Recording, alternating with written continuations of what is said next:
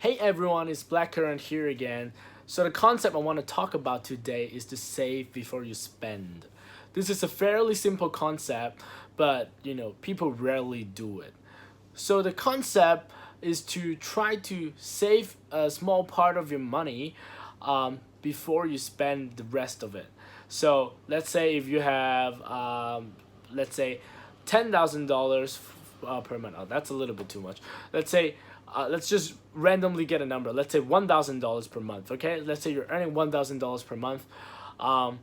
So the thing you want to do is to save, let's say, 20% before you spend. So when you get your paycheck, you automatically make a recurrent payment, or force yourself to save 20% of it. So you put $200 into another account, or into your saving account, or into somewhere safe, whatever it is, or into your investments.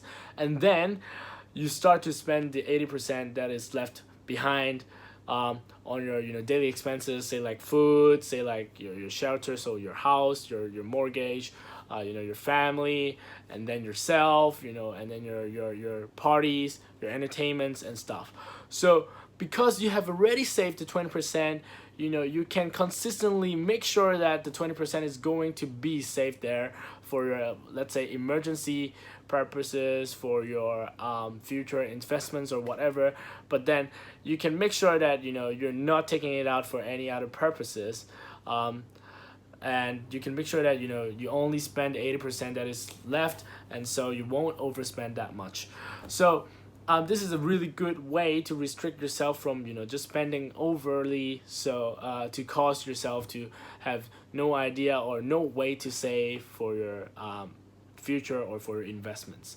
If you can even do it better, you can just divide it into three, let's say, 3 parts or 4 parts. So 3 parts is like 20% saving, and then another 20% for investments, or another 30% for investments, and then you save the rest of it.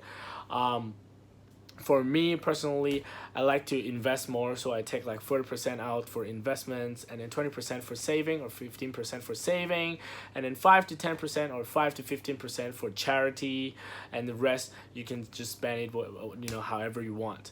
So this is a good way to divide your money into chunks, and these chunks can go into respective purposes, and you can make sure that the money you put into investments will be consistent every single month, because you have already put it into the investment accounts before you can spend it, and you can make sure that you don't overspend that much. So this is a really good way to save more money, and to make sure that your investment goals or your saving goals can be reached, or can be achieved as soon as possible. All right, I hope the concept actually helps you. If you like the video, please press thumbs up down below, and subscribe to our channel. Remember to turn on the notifications. If you have any questions, feel free to ask me by tagging askblackcurrant. Okay, all right, I'll see you guys in the next video.